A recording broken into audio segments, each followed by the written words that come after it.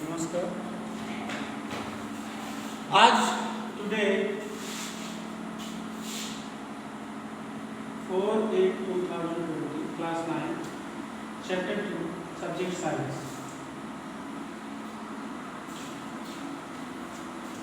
कल मैंने बताया था डिजिटलाइजेशन। आज हम लोग फ्रैक्शनल डिजिटलाइजेशन जानेंगे। जो भी डायग्राम था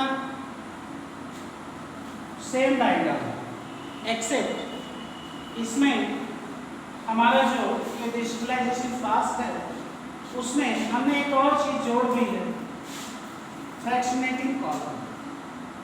फ्रैक्शनेटिंग कॉलम को हमने इसमें जोड़ दिया और उसमें यहाँ से डायरेक्ट ये नली थी लगी हुई थी कंडेंसर की, वो कंडेंसर वाली नली जो अब फ्रैक्शनेटिंग कॉलम से जुड़ी हुई। इसका क्या यूज है फ्रैक्शनल डिजिटलाइजेशन का? जैसा कि बच्चे आप लोग को बताया था मैं कि जब दो मिसिबल सब्सटेंस हैं हमारे पास मिक्सचर के तौर पर और हमें सेपरेट करना है, अलग करना है, तो हम डिजिटलाइजेशन मेथड यूज करते हैं। लेकिन जो भी उसमें तत्व हैं उनके टेम्परेचर जो है बॉइलिंग पॉइंट के, वो उसके बीच का डिफरेंस कम से कम 25 डिग्री या उससे एबव हो, तब तो आसानी से हम डिजिटलाइजेशन प्रोसेस से ही कर सकते हैं।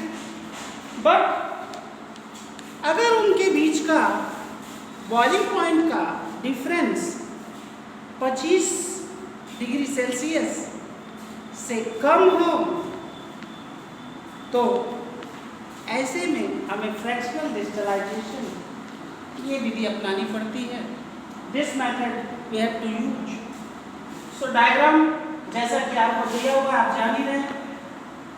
वहाँ जो हम लोग डिजिटलाइजेशन सीखे थे तो उसमें हमारे पास यहाँ एसीटोन था, यहाँ हमारे पास किसी भी चीज़ का मिक्सचर है, मिक्सचर में 2 या 2 से अधिक तत्व हैं और जो भी तत्व हैं हमारे 2 या 2 से अधिक, उनके बीच का बॉइलिंग पॉइंट का जो डिफरेंस है वो 25 से कम है। तो ऐसे में हम कॉर्क के अंदर एक नलिका वाला एक फ्रैक्शनेटिंग कॉलम इसमें लगा देते हैं। फ्रैक्शनेटिंग कॉलम में यहाँ पर हम ग्लास की छोटी छोटी बीड्स, ग्लास बीड्स डाल देते हैं। इनका काम होता है कि क्या काम होता है बताते हैं। इसके बाद थर्मामीटर जो इसमें लगाते थे वो यहाँ लगा रहे हैं और हम टेम्परेचर देखते रहेंगे और नीचे से रीड करते हैं।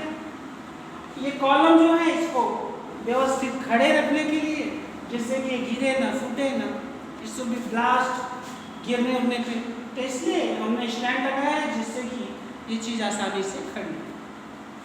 यहाँ से आपकी वाटर कंडेंसर की एक नलिका जाती है, यहाँ से ठंडा पानी जा रहा है, वो इसमें से गुजरते हुए आगे चला जाता है, गर्म होकर निकल जाता है। जो भी यहाँ से गैस वेपर निकलेगा वो यहाँ तक जाएगा, जब तो वो ठंडा होगा और लिक्विड के रूप में, प्योर लिक्विड कंपोनेंट के रूप में इसमें हमें वापस मिल जाएगा। ये इसका पूरा प्रोसेस है। तो प्रोसेस में कुछ भी अलग नहीं है, सिर्फ क्या अलग है उसको मैं आपको बता दूँ। To separate a mixture of 2 or more miscible liquids for which the difference in the boiling point is less than 25 K। यहाँ 25 K जो लिखा है, K means Kelvin, तो जो भी डिफरेंस होगा 2 या 2 से अधिक उसमें तत्व होंगे तो उसके बीच में जो सब्सटेंस है उसके बीच का जो डिफरेंस होगा अगर 25 K से कम होगा तो fractional digitalisation process is used, तो उसे यूज करना पड़ता है। For example for the separation of different gases from air. इसमें जैसे हवा में से, तो आपके पास आगे है, उसको हम लोग आगे भी सीखेंगे। तो जैसे आपकी हवा है, हवा में बहुत सारी गैसेस हैं, कार्बन डाइऑक्साइड है, नाइट्रोजन है, ऑक्सीजन है, ऑर्गन है, तो इनको हमको अलग करना है। तो इसके लिए हम फ्रैक्शनेटिंग या फ्रैक्शनल डिस्टिलाइजेशन प्रोसेस का उपयोग करते। तो थोड़ा सा वो तो हम कल जानेंगे, फिलहाल हम आज इतना ही जानेंगे, क्योंकि हमारे पास समय की कमी होती है, तो हम लोग थोड़ा सा इतना ही जानेंगे। एक टॉपिक जानेंगे कि कैसे we have to understood fractional distillation occurs, कैसे होता है। तो यहाँ हमारा मिक्सचर हम जब गर्म करेंगे तो ये वेपर के रूप में निकलेगा। तो क्योंकि इनके बीच ये जो भी तत्व इसमें हमने यूज किया है इस मिक्सचर में, उनके बीच का डिफरेंस कम है, तो टेम्परेचर थोड़ा सा भी बढ़ेगा तो दूसरा वाला भी तत्व वेपराइज होने लगे। तो उसमें एक वेपर होगा जो ज़्यादा गर्म होगा, एक जो है हल्का हल्का गर्म होगा। तो जो ज़्यादा गर्म होगा वो इसको क्रॉस करके यहाँ से ऐसे निकल जाएगा, और जो कम उसकी अपेक्षा होगा उसके वेपर यहीं पर रुक जाएंगे, क्योंकि ये जो कांच की छोटी छोटी गोलियां हैं मोतियों के समान, जो ग्लास की बीड्स हैं, ये इसे रोक लेंगे, इसे ठंडा कर देंगे, ये वापस नीचे चला आएगा। सिर्फ इसमें से कोई एक तत्व, मतलब कोई एक सब्सटेंस वो वेपराइज होकर यहाँ आगे बढ़ता जाएगा, और वही यहाँ पर वाटर की वजह से ठंडा होकर लिक्विड के रूप में मिल जाएगा। तो इस प्रकार भी हम अलग कर सकते हैं।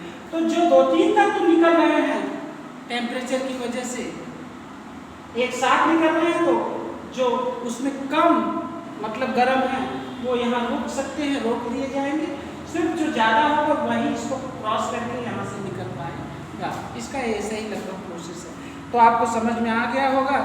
तो लिखा है इसमें कि for example the separation of different gases from the different fraction from petroleum product. इसका उपयोग पेट्रोलियम, जो पेट्रोलियम कच्चा तेल आपका जैसे सऊदी अरेबिया से आप मंगाते हैं, ईरान से मंगाते हैं, आपके यहाँ भी कुछ होता है, तो वो जो पेट्रोल है उसको रिफाइन करना पड़ता है। रिफाइन मतलब उसको उसमें से हम सारी चीज़ों को अलग करते हैं। तो जब रिफाइनिंग की जाती है तो उसमें भी हम फ्रैक्शनल डिस्टिलाइजेशन प्रोसेस का उपयोग करते हैं। The apparatus is similar to that the simple distillation। इसमें जो हम apparatus मतलब जो भी औजार, जो भी चीज़ें, जो भी हम इसमें अपने उपयोग में लाने वाली जो हमारी सामग्री है, जो भी हम यूज कर रहे हैं, वो सेम है जैसे डिस्टिलाइजेशन में हमने यूज किया था। सिर्फ इसमें फ्रैक्शनेटिंग कॉलम जो होता है वो आपके डिस्टिलाइजेशन फ्लास्क के ऊपर फिट कर दिया जाता है। Fractionating column is fitted in between the distillation flask and the condenser.